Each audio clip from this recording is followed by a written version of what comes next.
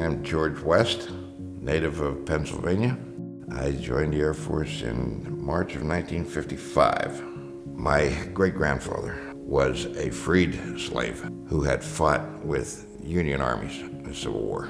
After the war was over, were trying to find their way back to their homes, and they were set upon by a mob, severely beaten, and my great-grandfather and one of the other members were lynched. I was filled with a lot of bitterness, a lot of distrust of the white race. But I met Audrey when we were both 19 years old. And after seeing how Audrey did not see color, I began to realize that I was doing something that I was arguing against and fighting against. I didn't know the proper terminology at that time, but it was stereotyping. It was not a time, the early middle 50s, for a relationship such as ours. And we ended up going our separate ways. She planted the seed that made me change all those feelings that I had. Then going into the military and meeting people, other guys from all over this country, various races, ethnic backgrounds, religious backgrounds, just made that feeling that she had started within me grow even more. And we had no connection at all for 43 years. We connected again when both of us were at age 62 at the time, but she was widowed, I was divorced. This renewal, if you will, was even better than the first time.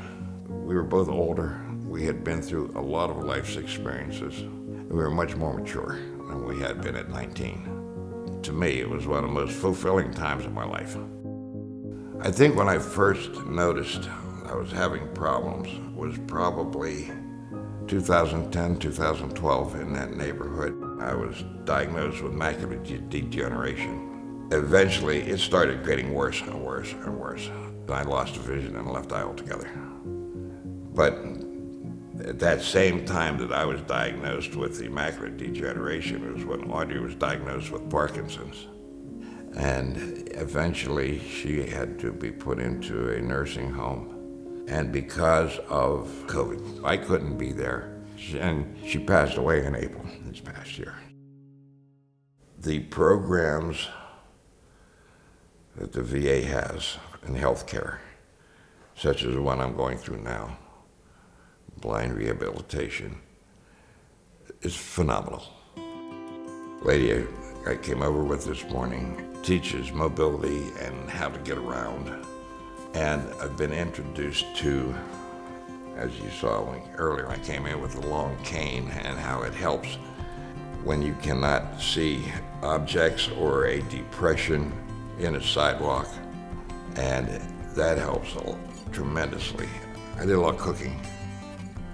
And I've being helped in learning my way around a kitchen.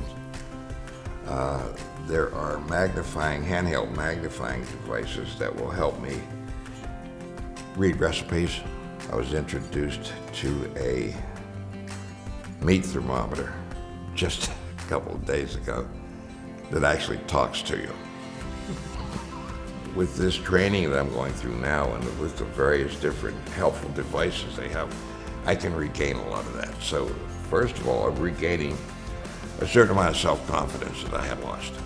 Secondly, it's a return to a certain amount of independence that each one of us has, but we don't really realize until it's gone. So I'm looking forward to whatever my future holds because of these things. And I honestly believe if I am a decent person today, a decent human being, it's because of Audrey. Use something that Dr. King once said, to be judged by my character and not the color of my skin. And I've tried my best to do that most of my life. And like I said, she was the one that planted that seed. And I'm forever grateful. I only wish I could have told her.